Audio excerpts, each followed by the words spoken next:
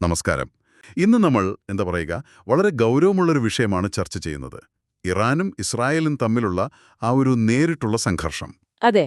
ഇപ്പോൾ ജൂൺ 2025-ലെ ഏറ്റവും പുതിയ വിവരങ്ങളാണല്ലോ നമ്മുടെ കയ്യിലുള്ളത്. അതെ അതെ. എന്താണ് ശരിക്കും അവിടെ സംഭവിക്കുന്നത്? അതിന്റെ പ്രത്യാഘാതങ്ങൾ എന്തൊക്കെയാവാം? നമുക്കതൊന്ന് വിശദമായിട്ട് നോക്കാം. ശരി. നമ്മൾ പ്രധാനമായും നോക്കുന്നത് വിവിധ വാർത്താ റിപ്പോർട്ടുകൾ, വിശകലനങ്ങൾ ഒക്കെയാണ്. ലക്ഷ്യമെന്താണെന്ന് വെച്ചാൽ ഈ ഒരു സങ്കീർണമായ വിഷയത്തിലെ പ്രധാന കാര്യങ്ങൾ, സൈനിക നീക്കങ്ങൾ, നയതന്ത്രം, സാധാരണക്കാരെ എങ്ങനെ ബാധിക്കുന്നു, ഇതൊക്കെ നിങ്ങൾക്ക് മനസ്സിലാക്കാവുന്ന രീതിയിൽ അവതരിപ്പിക്കുക എന്നതാണ്. അപ്പൊ നമുക്ക് തുടങ്ങാം അല്ലേ? തുടങ്ങാം. ആദ്യം തന്നെ ഈ സൈനിക സംഘർഷം അത് കുറച്ച് രൂക്ഷമായി എന്ന് കേൾക്കുന്നുണ്ടല്ലോ. ഇറാന്റെ ഭാഗത്തുനിന്ന് വലിയ ആക്രമണമുണ്ടായി എന്ന്. ശരിയാണ്. ഇറാൻ നൂറുകണക്കിന് ഡ്രോണുകളും പിന്നെ ബാലിസ്റ്റിക് മിസൈലുകളും ഉപയോഗിച്ചു. ഈ സെജ്ജിൽ കൊറംഷർ 4 പോലുള്ള ദീർഘദൂര മിസൈലുകൾ വരെ. ഓ. ഇസ്രയേലിന്റെ തെക്ക് മധ്യഭാഗങ്ങളെയാണ് പ്രധാനമായും ലക്ഷ്യമിട്ടത്. ബീർഷബയിലെ സൊറോഗ ആശുപത്രിയിൽ മിസൈൽ വീണ് ആളുകൾക്ക് പരിക്കേറ്റു എന്നുള്ളത് അത് വളരെ ഗൗരവമുള്ളൊരു വാർത്തയാണ്. ഏകദേശം എത്രത്തോളം ഉപയോഗിച്ചു എന്നാണ് കണക്ക്? ഏകദേശം ഒരു 400-ലധികം മിസൈലുകളും പിന്നെ നൂറുകണക്കിന് ഡ്രോണുകളും. അതാണ് നിലവിലെ വിവരം. അപ്പോ സ്വാഭാവികമായും ഇസ്രയേൽ തിരിച്ചടിച്ചു കാണുമല്ലോ. അവരുടെ പ്രതികരണം എന്തായിരുന്നു? തീർച്ചയായും. ഇസ്രയേൽ ഓപ്പറേഷൻ റൈസിംഗ് ലയൺ എന്ന പേരിൽ ശക്തമായ തിരിച്ചടി ആരംഭിച്ചു.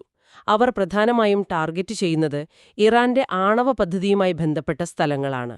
ആണവ കേന്ദ്രങ്ങൾ? അതായത് അറാക്ക്, നത്താൻസ്, എസ്ഫഹാൻ, പിന്നെ ഫോർഡോ ഇവിടങ്ങളിലെ ആണവ കേന്ദ്രങ്ങൾ. അതോടൊപ്പം തന്നെ അവരുടെ മിസൈൽ നിർമ്മാണ കേന്ദ്രങ്ങൾ, മറ്റ് സൈനിക താവളങ്ങൾ ഇവയെല്ലാം ആക്രമണത്തിന്റെ പരിധിയിൽ വരുന്നുണ്ട്. ഈ മൊസാദിന്റെ ചില രഹസ്യ ഓപ്പറേഷനുകളും ഇതിനു മുന്നോടിയായി നടന്നുവെന്ന് പറയുന്നുണ്ടല്ലോ. നടന്നിട്ടുണ്ട്. ഈ വലിയ തോതിലുള്ള വ്യോമാക്രമണങ്ങൾക്ക് മുൻപ് തന്നെ മൊസാദ് ഇറാനിനുള്ളിൽ ചില ഡ്രോൺ ഓപ്പറേഷനുകൾ നടത്തിയിരുന്നു. മിസൈൽ ലോഞ്ചറുകൾ പ്രവർത്തനരഹിതമാക്കാനൊക്കെ. അപ്പോ അതൊരു തയ്യാറെടുപ്പിന്റെ ഭാഗമായിരുന്നിരിക്കാം. അതെ. അതോടൊപ്പം തന്നെ ഇറാന്റെ റെവല്യൂഷണറി ഗാർഡ് കോർപ്സ്, അതായത് IRGC, അതിലെ പ്രധാനപ്പെട്ട ഉദ്യോഗസ്ഥരെയും ചില ആണവശാസ്ത്രജ്ഞരെയും ലക്ഷ്യമിട്ടതായും വാർത്തകളുണ്ട്. ഇതിന്റെയൊക്കെ ഫലമായി മരണസംഖ്യയും കൂടുകയാണല്ലേ? അതെ, അതാണ് ഏറ്റവും ദുഃഖകരം. ഇറാനിൽ ഏകദേശം 600-ലധികം പേർ മരിച്ചുവെന്നാണ് കണക്ക്. അതിൽ സൈനികരും സാധാരണക്കാരുമുണ്ട്. ഇസ്രായേലിലോ? ഇസ്രായേലിൽ 24-നും 45-നും ഇടയിലാണ് മരണസംഖ്യ റിപ്പോർട്ട് ചെയ്തിട്ടുള്ളത്. പരിക്കേറ്റവരുടെ എണ്ണം 240-ൽ കൂടുതലാണ്. പ്രാദേശികമായി മറ്റു ഗ്രൂപ്പുകളുടെ ഇടപെടൽ എങ്ങനെയാണ്? ഹിസ്ബുള്ള, ഹമാസ് അവരൊക്കെ? അതൊരു ശ്രദ്ധേയമായ കാര്യമാണ്. ശരിക്കും ഇറാന്റെ ഈ പ്രധാന സഖ്യകക്ഷികൾ ഈ നേരിട്ടുള്ള പോരാട്ടത്തിൽ നിന്ന് വലിയ തോതിൽ വിട്ടുനിൽക്കുകയാണ്. എന്തായിരിക്കാം കാരണം? ഒരുപക്ഷെ അവരുടെ സൈനിക ശേഷി കുറഞ്ഞതാവാം. അല്ലെങ്കിൽ ഇതൊരു തന്ത്രപരമായ പിന്മാറ്റവുമാകാം. കൂടുതൽ വലിയൊരു സംഘർഷത്തിലേക്ക് പോകാതിരിക്കാനുള്ള ശ്രമം. അതേസമയം ഈ ആണവ കേന്ദ്രങ്ങളിൽ ആക്രമണം കാരണം അയൽരാജ്യങ്ങളിലൊരു പേടിയുണ്ടല്ലേ? ഖത്തറൊക്കെ റേഡിയേഷൻ ഭീഷണി നിരീക്ഷിക്കുന്നുവെന്ന് കേട്ടു. തീർച്ചയായും. അതൊരു വലിയ ആശങ്കയാണ്. പ്രത്യേകിച്ച് ഭൂഷർ ആണവ നിലയം പോലുള്ളവ ആക്രമിക്കപ്പെട്ടാൽ. റഷ്യ മുന്നറിയിപ്പ് നൽകിയത് അതൊരു ചെർണോബിൽ ദുരന്തത്തിന് തുല്യമായ അവസ്ഥയുണ്ടാക്കുമെന്നാണ്. ഭീകരം തന്നെ. സാധാരണക്കാരെ ഇത് വല്ലാതെ ബാധിക്കുന്നുണ്ട്. ടെഹ്റാനിൽ നിന്ന് മാത്രം 100,000-ലധികം ആളുകൾ സുരക്ഷിത സ്ഥാനം തേടി പലായനം ചെയ്യുന്നു എന്നാണ് റിപ്പോർട്ടുകൾ. നമ്മുടെ ആളുകളുമുണ്ടവിടെ. ഇന്ത്യക്കാരെ ഒഴിപ്പിക്കാൻ എന്തെങ്കിലും നടപടികൾ ഉണ്ട്. മറ്റു രാജ്യങ്ങളും അവരുടെ പൗരന്മാരെ ഒഴിപ്പിക്കാൻ ശ്രമിക്കുന്നു. ഈ യുദ്ധത്തിനിടയിലും സമാധാന ശ്രമങ്ങൾ നടക്കുന്നുണ്ടോ? ജനീവയിൽ എന്തോ ചർച്ചകൾ നടക്കുന്നുവെന്ന് കേട്ടല്ലോ. നടക്കുന്നുണ്ട്. ഇറാന്റെ വിദേശകാര്യമന്ത്രി അബ്ബാസ് അരാക്ചി യൂറോപ്യൻ യൂണിയൻ പ്രതിനിധികളുമായി ജനീവയിൽ ചർച്ച നടത്തുന്നുണ്ട്. എന്താണ് ചർച്ചയുടെ പ്രധാന വിഷയം? പ്രധാനമായും ആണവ വിഷയത്തിൽ ഒരു അഴവ് വരുത്തുന്നതിനെക്കുറിച്ചാണ് സൂചന. പക്ഷെ ഒരു പ്രധാന പ്രശ്നമുണ്ട്. എന്താണത്? ഇസ്രയേലിന്റെ ആക്രമണം പൂർണ്ണമായി നിർത്തിയാൽ മാത്രമേ തുടർ ചർച്ചകൾ സാധ്യമാകൂ എന്നാണ് ഇറാന്റെ നിലപാട്. അത് കാര്യങ്ങൾ കുറച്ച് സങ്കീർണമാക്കുന്നുണ്ട്. ഇതിനിടയിൽ അമേരിക്കയുടെ നിലപാടെന്താണ്? പ്രസിഡന്റ് ട്രംപ് ഇടപെടുന്ന കാര്യത്തിൽ എന്തെങ്കിലും തീരുമാനമായോ? ഇല്ല. പ്രസിഡന്റ് ട്രംപ് നേരിട്ട് ഇടപെടണോ വേണ്ടയോ എന്ന് തീരുമാനിക്കാൻ 2 ആഴ്ചത്തെ സമയം ആവശ്യപ്പെട്ടിരിക്കുകയാണ്. അപ്പോ അമേരിക്കയുടെ തീരുമാനം വരാനിരിക്കുന്നതേ ഉള്ളൂ. അതെ. ആ തീരുമാനം വളരെ നിർണായകമാകും. ഒരുപക്ഷേ ഈ സംഘർഷത്തിന്റെ ഗതി തന്നെ മാറ്റാൻ അതിന് കഴിഞ്ഞേക്കാം. മറ്റു രാജ്യങ്ങളോ? Europe, China, Russia? യൂറോപ്പും ചൈനയുമൊക്കെ സംയമനം പാലിക്കാനാണ് ആവശ്യപ്പെടുന്നത്. റഷ്യ മധ്യസ്ഥത വഹിക്കാൻ തയ്യാറാണെന്ന് അറിയിച്ചിട്ടുണ്ട്. പക്ഷേ നിലവിലെ സാഹചര്യത്തിൽ അതിന്റെ സാധ്യത അത് കണ്ടറിയണം. തന്ത്രപരമായി നോക്കിയാൽ ഇസ്രയേലിന് അവരുടെ ലക്ഷ്യം നേടാൻ കഴിഞ്ഞോ?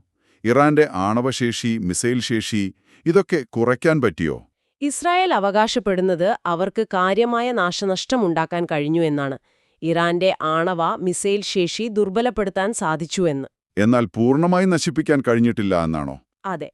ഇറാന്റെ പക്കൽ ഇപ്പോഴും വളരെ അത്യാധുനികമായ മിസൈലുകൾ ഉണ്ടെന്ന് ഇസ്രായേൽ തന്നെ സമ്മതിക്കുന്നുണ്ട്. ഏറ്റവും വലിയ അപകടസാധ്യത എന്താണ്? ഈ ഫോർഡോ, ബുഷർ പോലുള്ള കൂടുതൽ സെൻസിറ്റീവായ ആണവ കേന്ദ്രങ്ങൾക്ക് നേരെ ആക്രമണം തുടർന്നാൽ അത് വലിയ പാരിസ്ഥിതിക പ്രശ്നങ്ങളിലേക്ക് നയിക്കും. നിയമപരമായും സൈനികപരമായും അതിന് വലിയ പ്രത്യാഘാതങ്ങളുണ്ടാകും. ഇറാനുള്ളിലെ അവസ്ഥ എന്താണ്? പരമോന്നത നേതാവ് ഖമേനി അവിടെ നിയന്ത്രണം കൂടുതൽ ശക്തമാക്കുകയാണ്. ഇന്റർനെറ്റിനൊക്കെ നിയന്ത്രണങ്ങൾ ഏർപ്പെടുത്തിയിട്ടുണ്ട്. IRGC നേതൃത്വത്തിൽ ചില പുനർസംഘടനകളും നടത്തുന്നുണ്ട്. ജനങ്ങൾക്കിടയിൽ അസ്വസ്ഥതകളുണ്ടോ? വലിയ തോതിലുള്ള ജനകീയ പ്രക്ഷോഭങ്ങളൊന്നും ഇതുവരെ റിപ്പോർട്ട് ചെയ്യപ്പെട്ടിട്ടില്ല. പക്ഷെ സാഹചര്യം വളരെ സങ്കീർണമാണ്. ഉള്ളിൽ പുകയുന്നുണ്ടാവാം. അപ്പോ നമ്മൾ ഇത്രയും നേരം സംസാരിച്ചതിൽ നിന്ന് വ്യക്തമാകുന്നത് ഈ ഇറാൻ-ഇസ്രായേൽ സംഘർഷം ഒരു വളരെ നിർണായകവും അപകടകരമായൊരു ഘട്ടത്തിലാണ് ഇപ്പോൾ നിൽക്കുന്നത്, അല്ലേ? തീർച്ചയായും.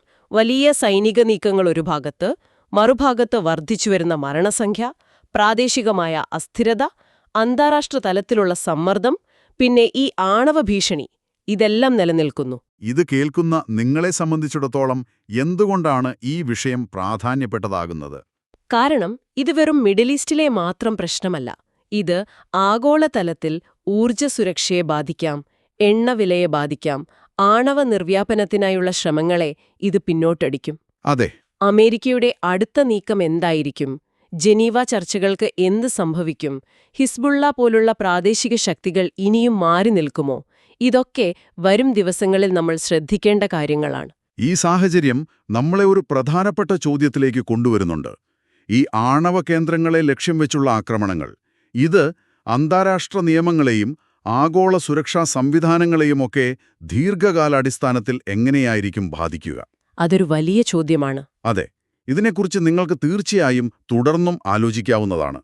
ഇന്നത്തെ ഈ ചർച്ച ഇവിടെ അവസാനിപ്പിക്കുന്നു. നന്ദി.